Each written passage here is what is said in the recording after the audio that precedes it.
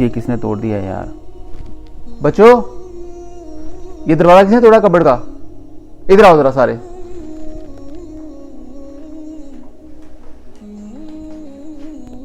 ये आप लोगों ने तोड़ा है? एक मिनट, झूठ नहीं बोलना किसी ने, सच से बताओ किसने तोड़ा ये? मैं कुछ नहीं कहूंगा। आपसे टूटा है? कोई बात नहीं, सबसे अच्छी बात है कि आपने झूठ नहीं बोला। शाबाश, आपने झूठ नहीं बोला, सबसे खुशी की बात है।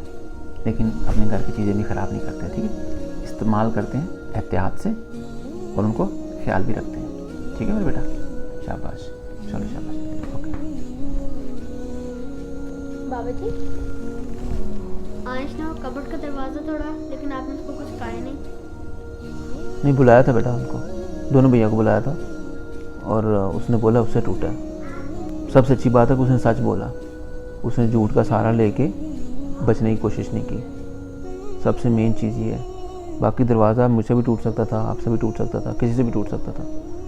तो अगर उसको डांटता तो फ्यूचर में, मुस्तकबिल में वो हमेशा झूठ का सहारा लेने की कोशिश करता। तो मैं नहीं चाहता कि वो ऐसा काम करे। तो ये बच्चों को ट्रेन करने के लिए सबसे बेहतरीन तरीका ये होता है कि उनसे गलती हो जाए, उनको इग्नोर कर दो।